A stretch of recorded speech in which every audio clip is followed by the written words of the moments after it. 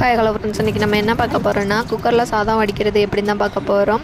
அதுக்கு தேவையான அளவு நான் 3 பேருக்கு தேவையான அளவு எடுத்திருக்கேன். 2 கிளாஸ் அரிசி அந்த அளவு எடுத்து நான் வச்சுருக்கேன். அதை 3 தண்ணிக்கு நல்லா கழுவி ஊற்றிட்டேன்.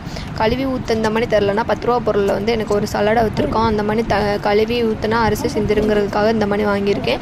இந்த மாதிரி வாங்கி வச்சுக்கோங்க, அது கொஞ்சம் உங்களுக்கு பெட்டராக இருக்கும். இந்த மாதிரி வாங்கி வச்சுட்டு அரிசி எடுத்து தனியாக வச்சுருங்க.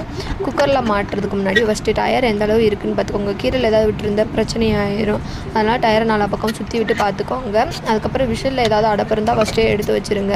அதுக்கப்புறம் எடுத்து வச்சுட்டு அதுக்கப்புறம் நம்ம குக்கருக்கு எந்த அரிசி கழுவி வச்சுருக்கோம்ல அந்த அரிசியை எடுத்து வச்சுட்டு இந்த கிளாஸ் அளவு தான் நான் 2 கிளாஸுக்கு அரிசி எடுத்துருந்தேன். இதே மாதிரி நீங்கள் 4 கிளாஸ் அளவு 2 கிளாஸ் அரிசிக்கு 4 கிளாஸ் அளவு தண்ணி வச்சுட்டு தேவையான உப்பு அளவு ஸ்பூனில் ஒரு அடி காமிச்சிருப்பேன், கையில் ஒரு அடி காமிச்சிருப்பேன். ஸ்பூனில் பொறுத்தவரைக்கும் அந்த அளவு, கையில் பொறுத்தவரைக்கும் இந்த அளவு போட்டு வச்சுட்டு குக்கரை நல்லா டைட்டாக